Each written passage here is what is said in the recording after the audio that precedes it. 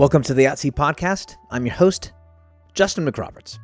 What does it mean to lead well? Heck, what does it even mean to lead, period?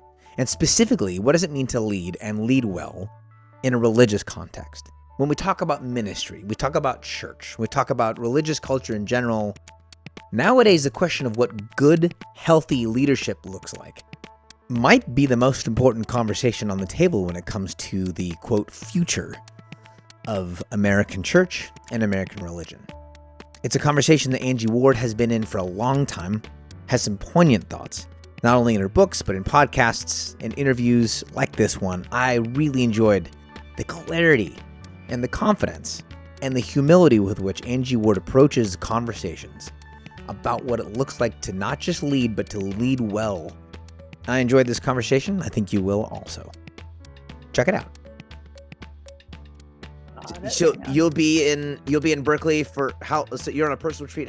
For how long? A week. So I'll leave on I'm Amtrakking. So I'm Tuesday through Saturday. You're taking a train.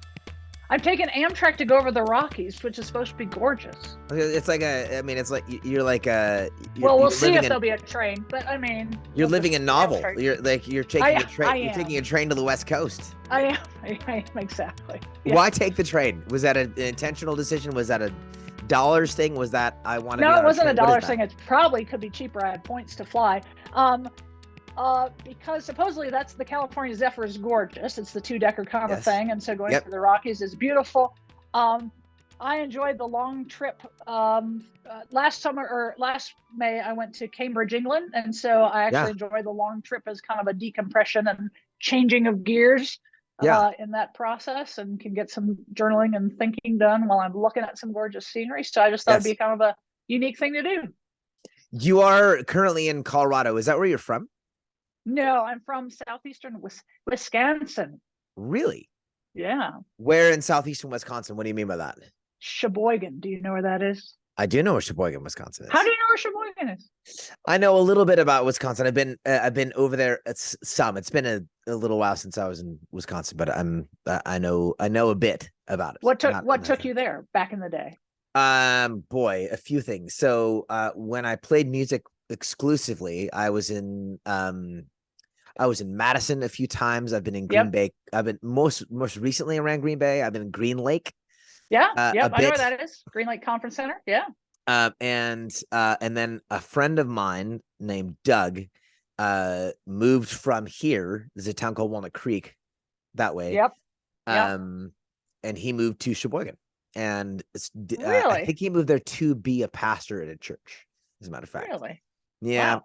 Walnut Creek Pres, that's Patrick Lencioni's church. It was, as a matter of fact. Or was at least, yeah. Yeah, and now it's headed by a gentleman named Bart, who's a friend of mine as well. I know Walnut Creek Press. Oh, very cool. Very cool. So what got you to Colorado? Like, how does that happen? So we've been all over. So Wisconsin, went to Trinity outside Chicago for undergrad, worked at a camp in northern Wisconsin, went to Denver Seminary as a student, met and married my South Carolina, University of North Carolina husband. Oh, and then we were in pastoral ministry in the Twin Cities, Durham, Chapel Hill, North Carolina, Indianapolis, and now back to Denver as empty nesters for me to take this job at my alma mater. Where is home? What place is Denver. Home for you? Denver. Why? We feel like we came back. That's a great question. It's where it's where I kind of came into my own as a young adult, and then where I met and married Dave, and where we got our start. And culturally, it's just a good fit for both of us. And so we feel like we came back home, and it's the place we chose to move to. The rest were all, school or jobs, but it's the place we chose to come back to. So when you had when you had your druthers, you went back to Denver because you chose to. Other places were expedient. Right. This is the right job. Yeah, and we had family nearby and things like that. We had friends in most of those places, but ministry positions are what took us to those places. But this time we said, we're going to go to Denver. And then I found a job. Tell me about your vocational journey. The way you're described, I mean, your website and other places is, the word leadership comes up a lot around what you do. Mm-hmm. What does what you do have to do with leadership? Talk about that as a job. Yeah. Well, so one, I'm a leader. I actually wrote my first book was actually about calling for women leaders. And so it took me a long time to recognize that, because the ministry streams and the theological streams I was in didn't really have a slot for that. But so there's that. And so as a kid, I was bossy. I mean, that's what we call girl leaders or other B words, right? So, Yes. So I was a youth ministry major in college. Definitely had to call the vocational ministry. Was doing camp ministry. So leadership development has always been a piece of it too. So even when I was looking back, obviously I didn't know this when I was 18, but when I was a senior on the high school basketball team, I was bringing up the sophomores and juniors. When I was working at McDonald's, I was like a trainer and developing the next thing. When I worked at camp, I was in charge of all of our year-round volunteer staff. So there's this theme of that. But did youth ministry, and then realized what I really enjoyed doing was developing the adult leaders for that. And that got me into more broad leadership and development. Realized I'm a systems thinker person, and not everybody is, and have some gifts in that way. So I'm a good kind of culture shaper and creator, which is also kind of a leadership thing. So, but really leadership is a thing I do in multiple things, but it's really who I am. Like, I walk into places and people look to me for leadership without me taking any steps to do that. And in the context for leadership in your work is predominantly around church ministry, parachurch. It's Christian ministry stuff. Yep. There's some really obvious pathways to go here with regards to questions in history. Yeah. We'll go somewhere a little bit. It's not intense for me, but we'll go to like a pivot question first. Sure. I'm fearless. It's all on the table. Same. So for folks who don't permit a woman to teach, let's say, I'll say it like this: if I'm the pastor of a church, or if I'm on a church leadership team, and women are not allowed to lead or teach or anything in the direction of culture shaping, is this a matter? Are they wrong? Is it wrong? Is it a matter of preference? Is it a matter of is there room for that? Is there not room for that? Is that so in other words, if someone is, I have my opinions here. I'm asking you, if someone runs a church, women are not allowed to teach and to lead. Is there room for that? Or is that, are those folks just off, and long-term that just flat out needs to change? Well, I mean, first of all, depends on why they think that. Okay. Say more. I mean, because, the terms are complementarian and egalitarian. I mean, I was actually kind of a soft complementarian growing up. Like, it wasn't until recently that I went to the Southern Baptist Theological Seminary for my PhD and went, oh, this is kind of a big deal to some of these people. Yeah. So, I mean, I don't think it's a test of orthodoxy. Or commitment to judgment, justice, or anything like that. So I don't. That being said, I mean, it's two different hermeneutical approaches as to where you land on that. So are you comfortable with there being places in the country, in the world, where women just aren't allowed to lead, and that's the rule? Again, depends why, and depends. You can do that for different reasons and with different tone and posture entirely. So, I mean, I have a friend who's a lead pastor at church in Knoxville, Tennessee. They don't have like a male senior pastor or male elders, but they are very much committed to elevating female voices in every other space and to true partnership. So that's different than a very hard and fast. I mean, and they're coming from very different theological places than the Southern Baptists. Yes. My long-term understanding is that the church, and I don't speak in these terms very often because it's because I miss too much when I do, but the church, capital C church, again, is dangerous territory. Is diminished by the intentional and purposeful absence of women in positions of leadership. Yes. Overall, I would agree with that. Okay, great. Yeah. Well, fantastic. We can move on then. No, that's fine. I can have fellowship with, or I try to have fellowship. Well, some would not fellowship me because I would be egalitarian, but that's their side, not me. Interesting. Talk about male leadership when you are it's funny, I'm learning to ask these questions in this way because when we'll talk about leadership and then we'll be like female leadership, like it's a super special category. Right, exactly. Talk about male leadership and what have you learned after you're like a decade or so into like this particular work. Yeah, am I getting that right? Getting your timeline right? Depends on which decade you're talking about, but I mean, I've been doing this for 30 plus, so depends on where you're at. I mean, yeah. Okay, so what have you learned about male leadership in religious settings that was surprising to you? Like, what have you been surprised to learn about male leadership in religious settings, like as a leadership coach, as someone who teaches leadership? Well, first of all, I feel like male leadership is a broad. Is there one archetype of male leadership? I think that I don't know, that was a surprising thing, but I think that there's, I mean, I've seen all types of male leadership. I've seen very insecure, power-driven male leadership, and I've seen very non-anxious presence, open-handed, humble male leadership. So I don't know if it's about male or female per se. I've seen soft, gentle men, and I've seen strong, hard men. I've seen strong, hard women and soft, gentle women. So I mean, I feel like it's an individual heart and follower of Christ thing more than a blanket gender statement. I certainly would not say all women should be and all men should be, or all men are, or all women are. Yes. Yeah. How am I doing so far? Great. Fantastic. Great. I don't even know your background, and I get to ask you questions, don't I? You can ask me questions. Absolutely. Do you see, part of the conversation I've been around in religious settings and cultural settings, podcasts, otherwise, has to do with the phrase like toxic masculinity gets bandied about, that has certain meanings. Right. Sometimes it's very helpful. Sometimes it misses the mark in some pretty bad ways. Yep.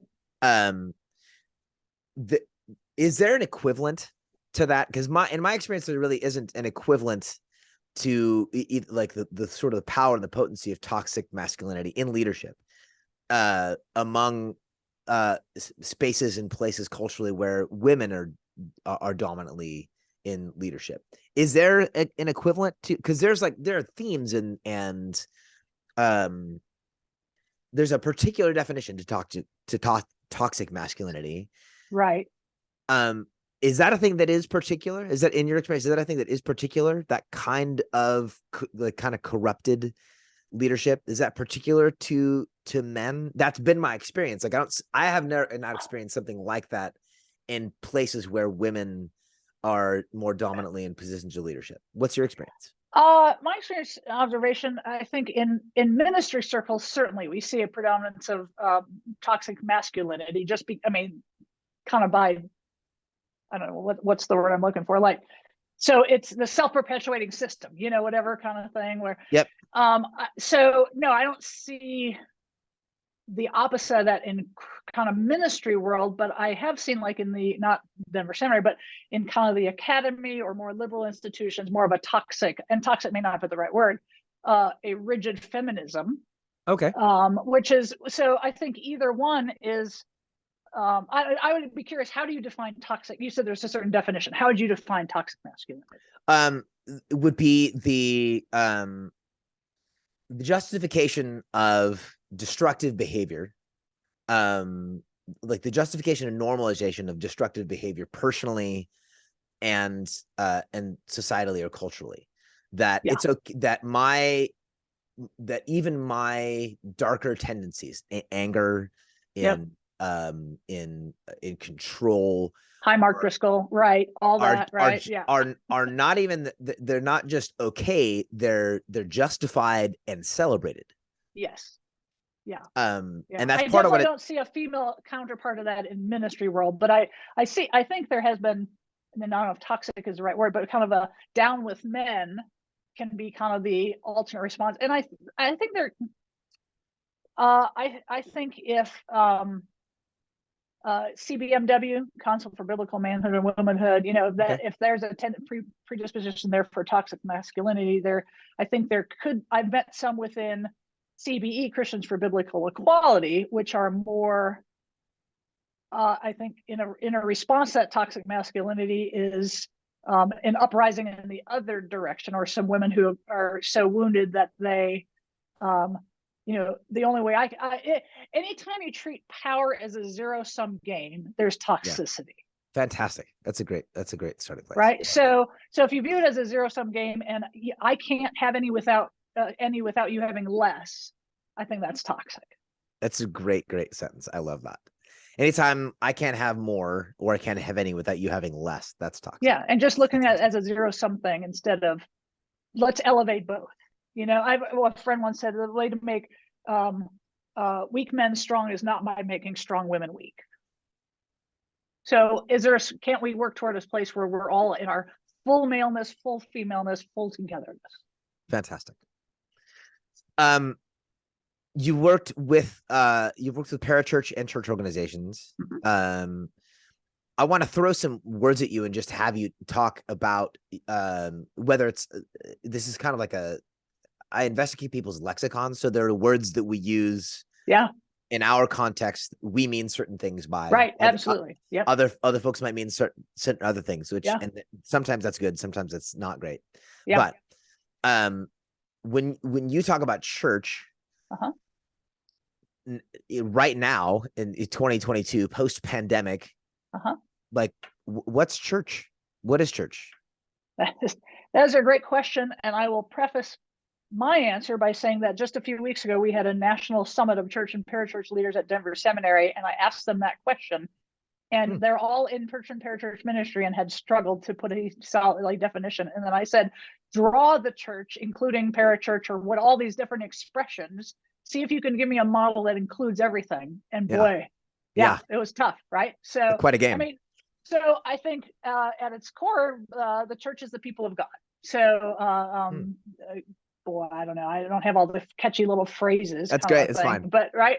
So and so, you know, we talk Big C Universal Church, that's all the believers gathered anywhere. Some people would say it's the saints who've gone before, and those, you know, all time and space kind of thing. Now I think then you talk about, okay, local church. I mean, you see in scripture, there's examples of people were gathered and we're supposed to not forsake gathering together, you know, in Hebrews, but what does that look like in a disembodied digital age? You know, can you have, you know, can you do marriage entirely online? What's the nature of, you know, it brings in the theology of place, the theology of an anthropology, you know, of who we are as created beings and connection and relationship and all that kind of thing. So, I mean, it's a very complex thing. My next book, hopefully, I'm working on a proposal, is the whole exploration of this church and parachurch. What has been your experience? This is a little bit separate. What has been your experience of religious practice, church online, not just a church service, but the practice, the exploration, conversations about religion in online, social media spaces? What's been your experience? Like you don't, I don't think you hang out on Instagram a whole lot. You like, no, I don't. Yeah. Not right now. Yeah. So for church leaders and for people who want to lead in religious context, navigating the wild and woolly world of social media, and like, that's a big fat question for folks. Right. What's been your experience of religion online in practice and in conversation and community? Well, religion and church are two different things. Say more. Boy, this is off the top of my head. I mean, religion would include all sorts of belief systems and religious systems, right? So, and not all of them put church as much of a priority. So and you know what? That brings up a question. Have synagogues gathered digitally? Yeah, I believe so. Have they? Yeah. So I'm just not familiar with that. Or a mosque, do they? I don't know how that works. So, my experience has been, well, more. I've have, I mean, a couple of friends who are experimenting with different spaces. A guy named Eugene Kim on the East Coast with New Wine Collective, and saying, what if you do more of a crowdsourced kind of Mhm. spirituality and use the full digital tools and in person, but kind of a mix of all these kind of things. When we moved to Denver, it was March of 2020, and this is the first time we didn't have a church assigned by job, and so we had to or got to choose a church, and they were all closed.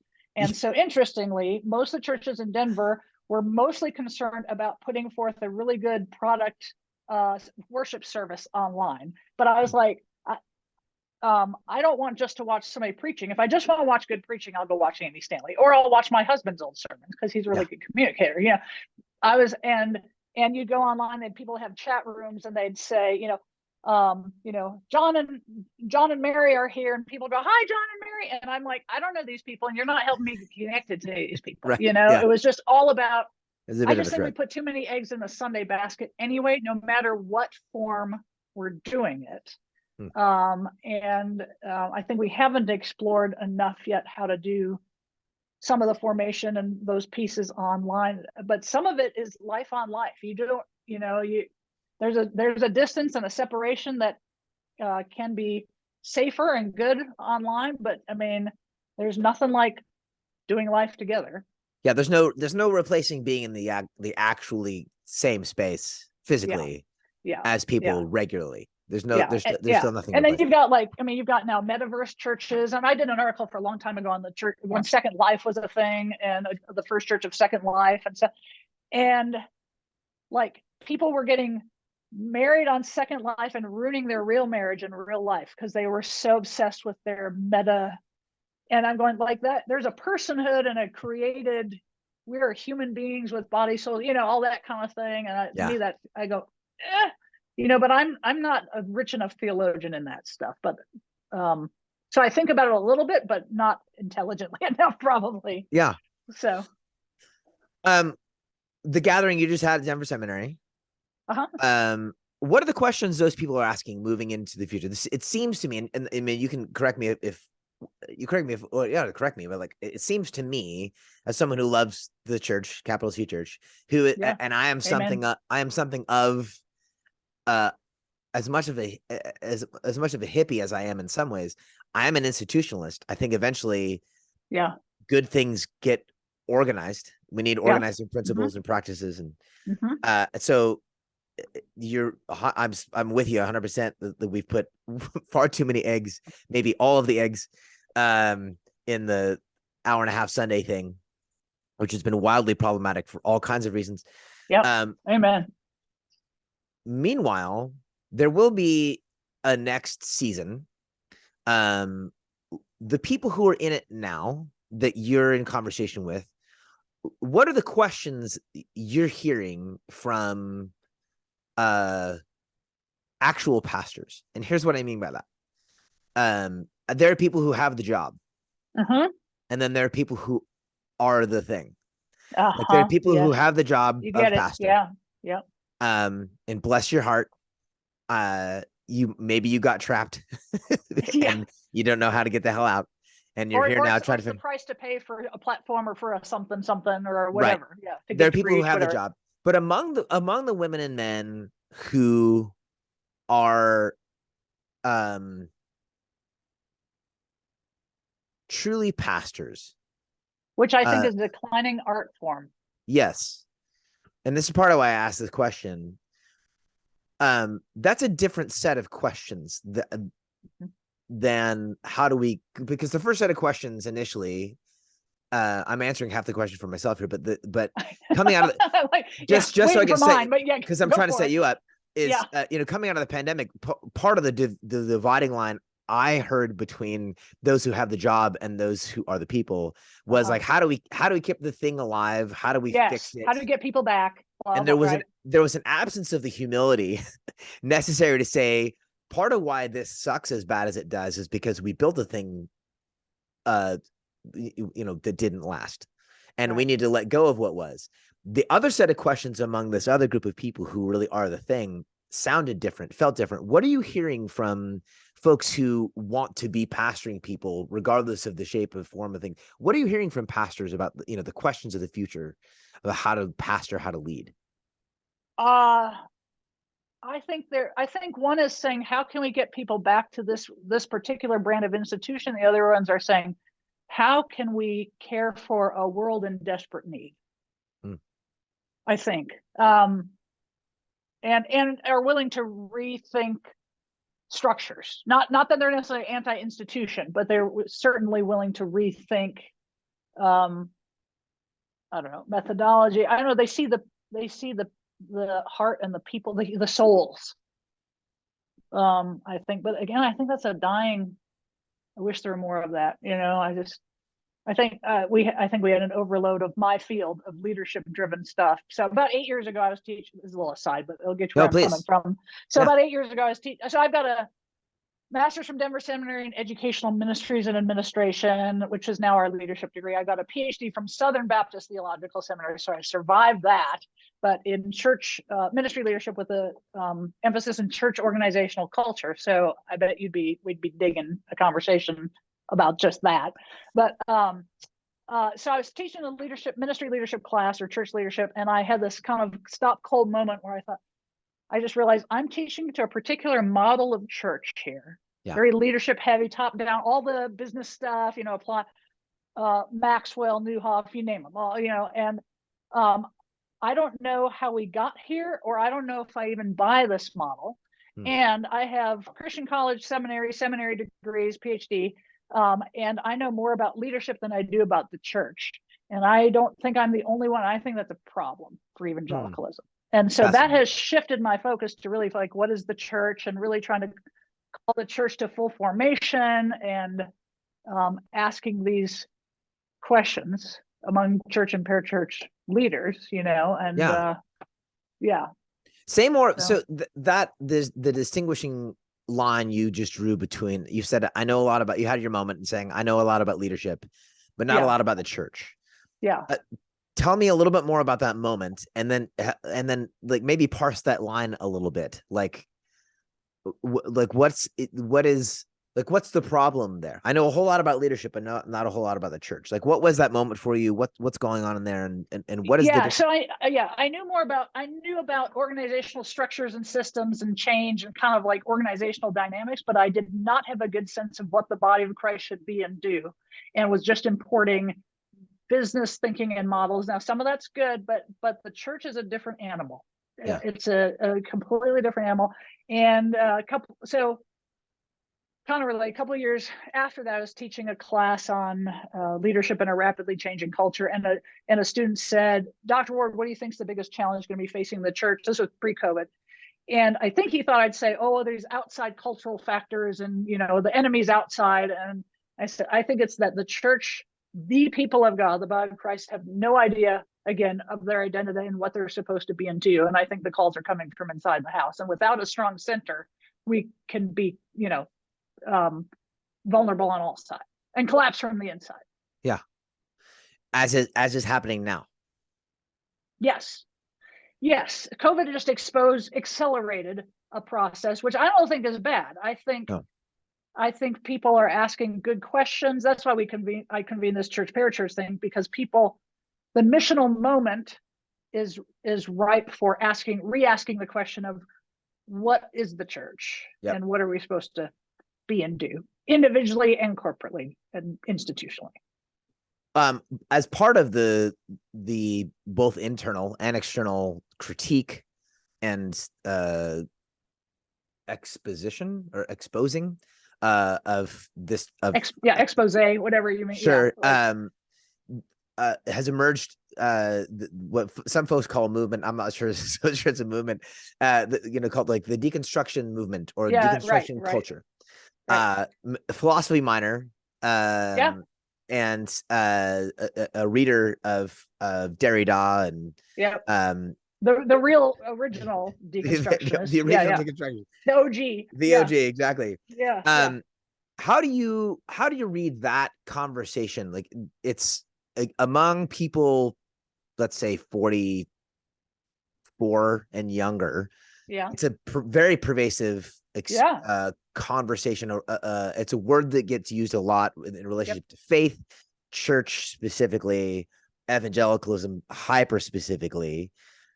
What's your experience and knowledge of deconstruction? How do you read that conversation as it's happening? And then from the leadership standpoint, you personally, how do you inform that? Right. How do you teach into that? Yeah. Great questions. You should have a podcast. That's what I'm doing. Yeah, I know.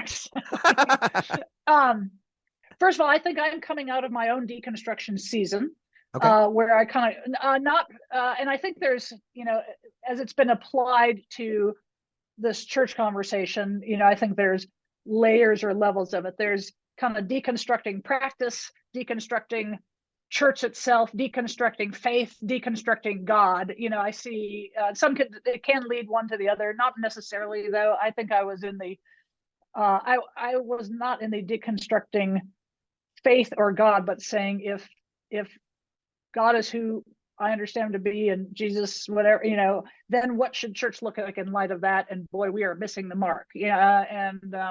So kind of go, okay, if you were starting church from scratch, from the ground up, what would that look like? Would it meet who would be a part of it? Just all the and challenging, questioning all the things that I just kind of took for granted because that's the stuff we've grown up with, and we just assume you gather Sundays and you do this and this and this, and most in the culture that I grew up in.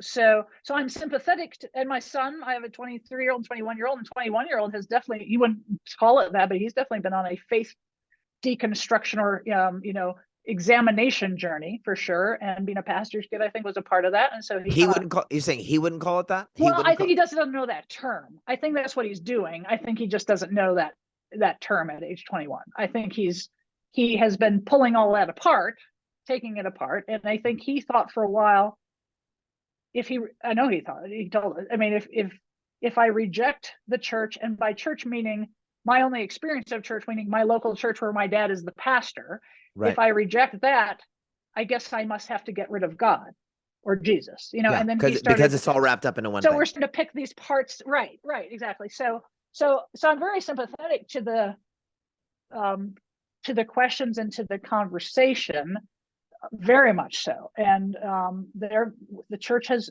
big C, little c, has wounded so many people in the name of Jesus. It breaks my heart. I mean, I've thought about, is the church all worth it? Am I going to throw, but also it's kind of this vocational, existential crisis. I mean, I'm at the time, late 40s. I've spent my entire life in this industry.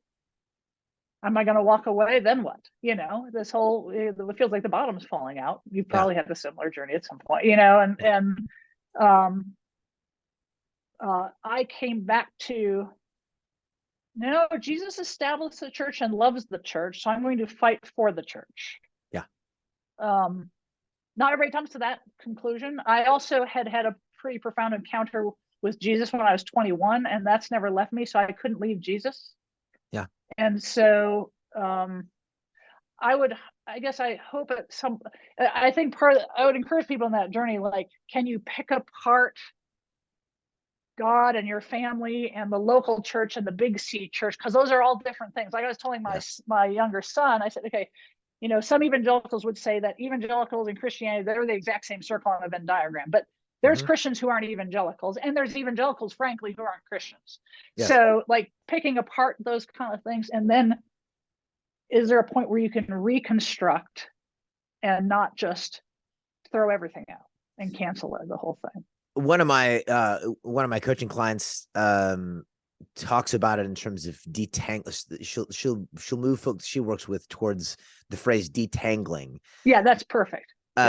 Because for multiple reasons, and you just got to it, that one is the critique of your particular church is necessarily going to be different than the critique of church.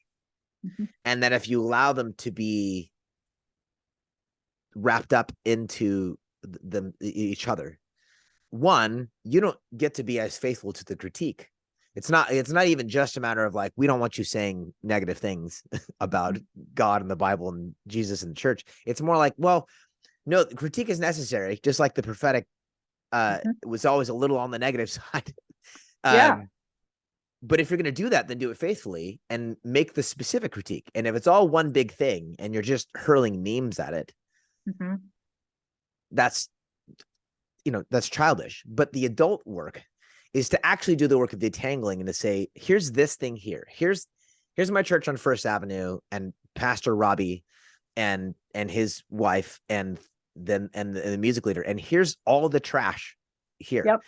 That's a faithful critique, which you can't do unless you detangle the one thing from the other. Yeah. Yeah. Which you just got to, that like these are things that are actually different in practice. Similarly, even the theology that this particular congregation might align themselves with is in some ways like separate from the practice of the people in the church. So you have to separate the theology from even the institution in which you practice it. Detangling it ends up being that's a great term. And I think I've seen people and I was, I think for a season, I think this is part of the process. For a while you're in the deconstruction, you're rejecting all the bad and you're pushing against all and pointing out all the flaws, but sometimes never come around to, again, kind of reconstructing, or what is it that you're for? I get what you're against, but then what's left? Yes. Is there nothing in the middle there? I mean, because that would be very hopeless, I think, but what are you going to put in the center then as a replacement if you're pushing against everything else and pushing all that other stuff out? Which ends up being the difference between a lot of what is referred to as deconstruction. It's fine. I don't have a problem with the use of the word per se, but a lot of what's referred to as deconstruction versus what Derrida was doing at the time, that what Derrida really was doing at the time was, this is just language. Yeah. And all there is language. Yeah. And it was like a philosophical literary criticism thing. There is no middle. Yeah. And the reason it falls apart is because there is no middle and you pretend like there is. Whereas the impetus for a lot of the conversation really does seem to be something more like, I don't like what's happening here. The question underneath that critique is like, well, then there must be something that you want or dream of or desire or hope for instead. So let's get to that thing. So we can talk about this is trash. Totally. Let's talk about that. Yep. What makes that trash though, is that there's something that isn't. Yes. There's a vision of something. What is that kingdom, thing? Glorious, eschatological, whatever. Right. Let's talk about that. What is the kingdom glorious thing for you that you bank your critiques of with regards to leadership in church? Do you have a vision you're working from? It's like, I wish I want from, this is sort of like, if Dr. Angie Ward could form with her hands a religious and spiritual culture that was healthy and whole, are there particulars to that? Like what are you working from? Like, what do you wish and want to see or see more of? Yeah, another great question. I mean, broadly, I think kind of eschatologically. So what, we talk about the kingdom now and not yet, or on earth as it is in heaven. What does that mean? What is it in heaven? Well, no more weeping and crying and no hierarchy. It's like there's neither male nor female, slave nor free. So no divisions and walls and misuse of power and just the restoration, I guess, of all things, earthly creation, relationships, interior, renewed bodies, I think that. Are there places when you talk about, I'll instead of asking for like a definition of leadership or good leadership, I could tell you that too, but sure. Sure. Well, let's do both. I'd love to hear that. Where do you see that? Like, can you give an example of like, this is Stephanie over here, and here's what she's doing, and this is an example of good, healthy, Christian church leadership. Do you have some examples you can give, and like what is your definition of healthy, good leadership in a religious context? Yeah, well, so my definition of leadership is influence on people to movement toward a vision. So, and I could unpack all that, which I Please. do frequently in classes. Oh, okay. Let's go. So it's, I mean, as hard as it's influence. It's not, I mean, you get, and you can gain that influence a lot of different ways. You can have it positionally, you can have it relationally. There's just, you can do it by reward or punishment kind of thing. There's just a lot of ways to have that influence. But I think the purest is when it's not, what's the word? Not extorted. When it's free will, right? Yeah. Like you give someone that influence. So on people, as opposed to, I'd say, kind of leadership, management, administration. Management comes from a Latin word by the hand, so it's more hands-on. So kind of people to tasks. Administration, purely task, good stuff needs to be done, but so influence on people to movement. So if you're just standing still, there's no movement, there's no leadership happen place. There's some movement. It could be internal, it could be external, could be positive or negative. A gang leader is a leader on movement to a vision. Now, this is just a general definition, Yes. right?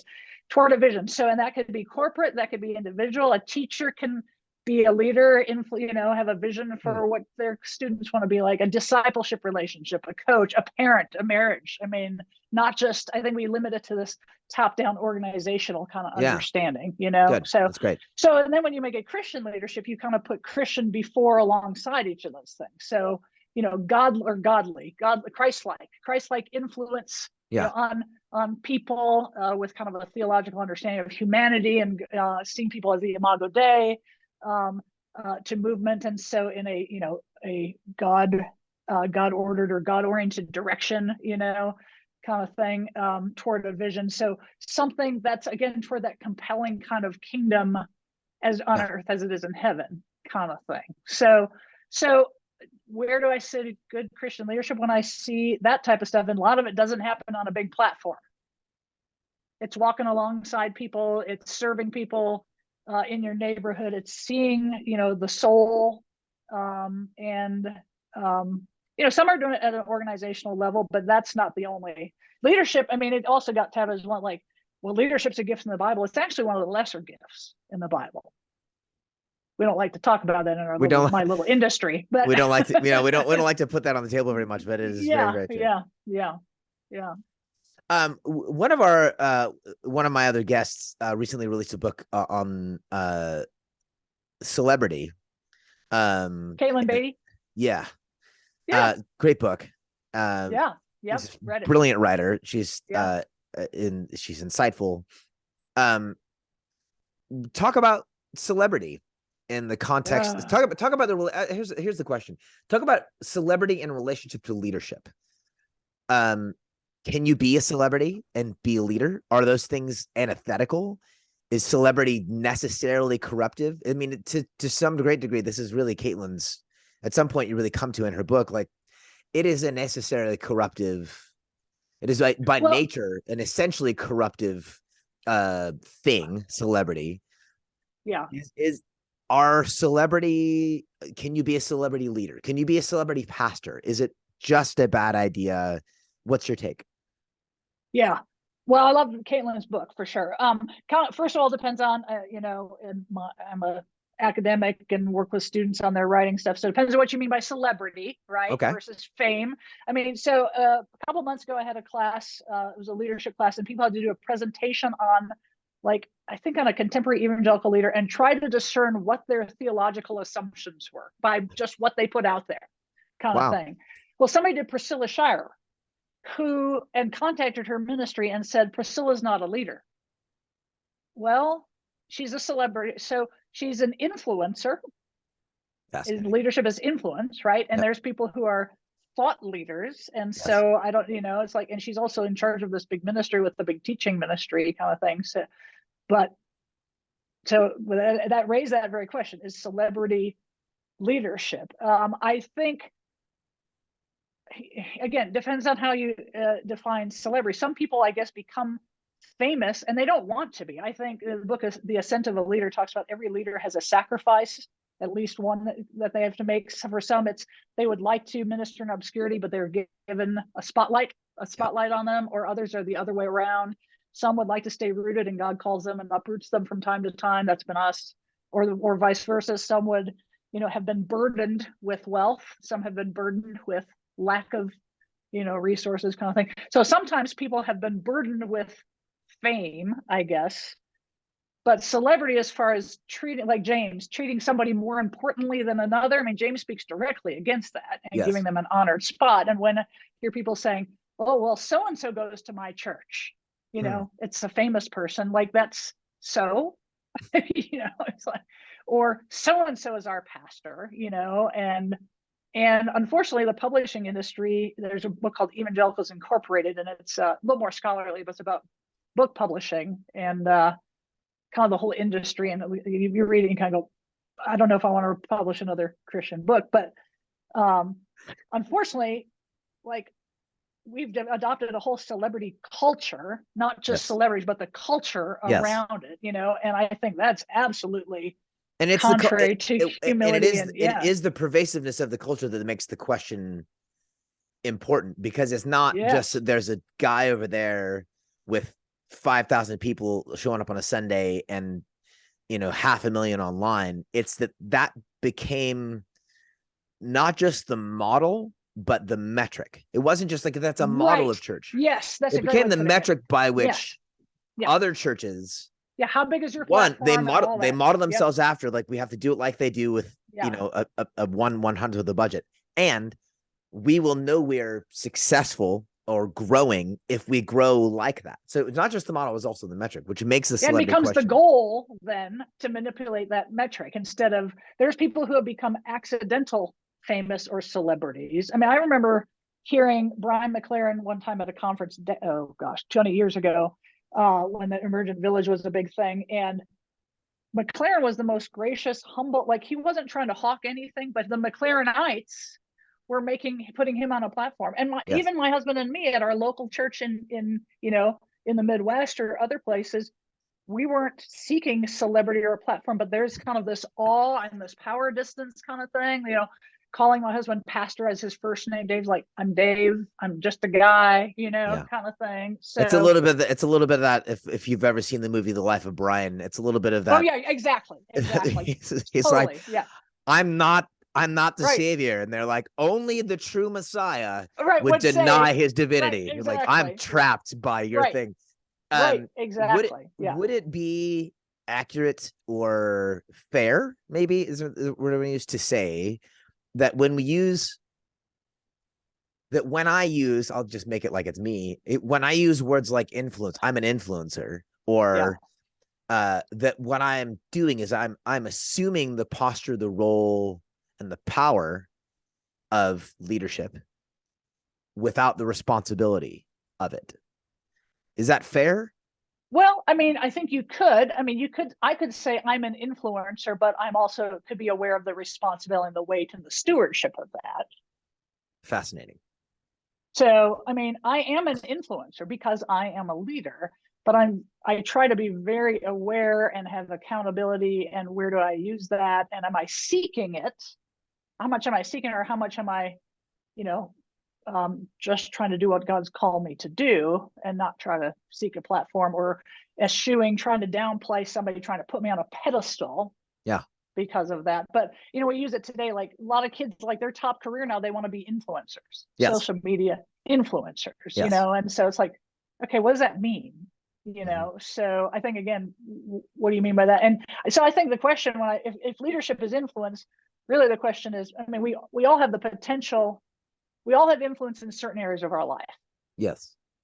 So the question is where do we have it, and how are we stewarding it? Because that influence is a stewardship. That's really good.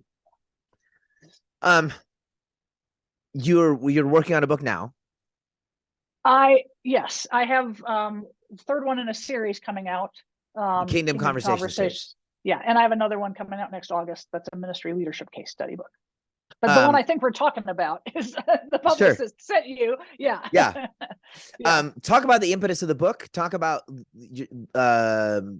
the impetus for the book, and then, like, your hopes for the book. Not in terms of, like, gosh, I hope we sell 40,000 copies, but, like, yes, I hope I become rich and famous. Yeah. Oh wait, no, yeah. But when we, and this is a leadership thing, like, when we put an artifact in the world, there is there's a lack of control to some degree. Like once it's in someone's hands, Yeah, exactly. that's in someone's life, and they'll make of that what they will to some degree. Yep. But by nature of making it available, that does say that the artist, the writer, the leader has a particular hope. Talk about the impetus for the book and the hopes you have. Like, what do you want this to do in the world? Yeah. So first, a little context is the third book in a series called Kingdom Conversations with NAB Press, right? So the first one was born out kind of the pandemic, but not limited to. So it's called When the Universe Cracks, Living as God's People in Times of Crisis. The one that just came out in September was Kingdom and Country, Following Jesus and Land That We Love.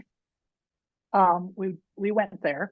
And then this third one is the least of these, Practicing a Faith Without Margins. So each of them, NAB Press being kind of a discipleship focused publisher, and Kingdom Conversations kind of giving some clues. So with the least of these, it's the hope for all this series is to think through each of these topics or issues through a discipleship lens, first and foremost. So as disciples of Jesus Christ, how do we relate to the least of these? What is our responsibility?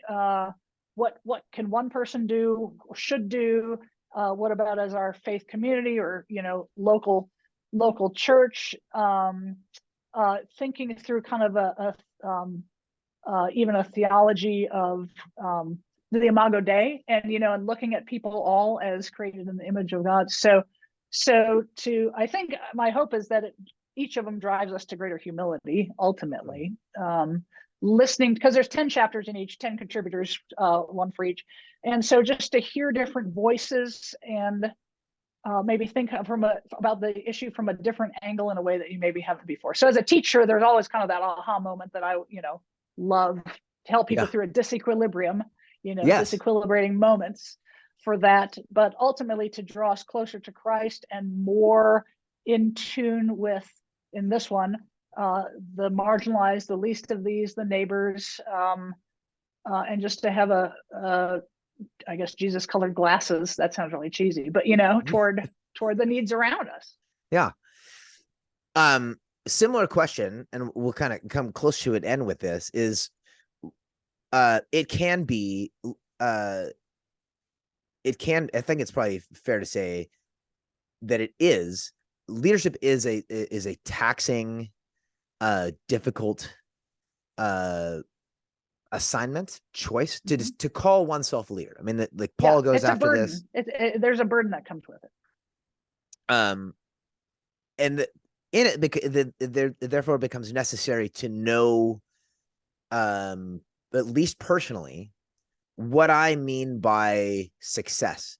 And when I talk to my clients or like other folks I coach, success is a moving target. The mistake we make is, like we just talked about, with like, well, that church over there is successful, therefore that is what success is. That's always a bad idea. Also a bad idea is saying, like, I don't really care. Like, what, I'm just going to do it and then we'll just see how it goes. Because my soul longs for a particular, like, I'm fed off of like a knowledge of like, have I gotten somewhere? Like, what have we achieved? Like, it can be hyper particular, but it's necessary for you in your work. How do you measure from year to year this deep into this career, planning forward?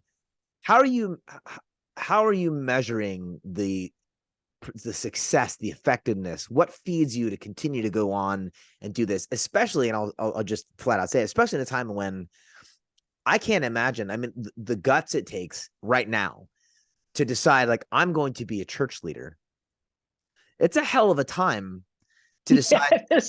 Right. Yeah. It's like, someone recently said it's like the equivalent of like trying to sell bricks right now. Like, really, that's the industry you're going to get into, brick sales right now.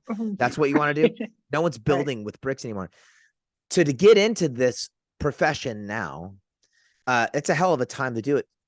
What feeds you, not from the standpoint of inspiration, but like, what's your metric for success? Like, what does it look like for you to do this well and faithfully? How are you measuring that for yourself? Well, faithful is a key word. I mean, am I stewarding my vocation? First of all, I mean, I'm called to this. certainly did not go into this for the money or the fame or anything like that. So, I mean, I love the church. I love the big C, little C, local, the body. And so first success is, am I being faithful to what God's called me to that day and as part of my deeper vocation? So, and really, because that's what I can control. The rest I can't control. I can't control anybody else's responses. And am I doing this in a Holy Spirit filled or fruity way too? So I think the first is, I mean, God wants me more than what I can do for him.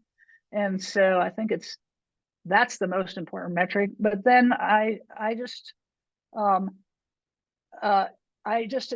feel God's pleasure, to quote Eric Little from Chariots of Fire, when I'm kind of journeying with people, kind of unlocking a next level for them, just helping them see and think and asking questions that get to their heart and soul and help them connect more deeply with God and grow. I think as a teacher, growth is always, or learning is always kind of a pretty cool thing. Gets me pretty jazzed, Yes. But not in a didactic, I'm going to teach you this information. I'm going to help as a fellow traveler on the path. Yes.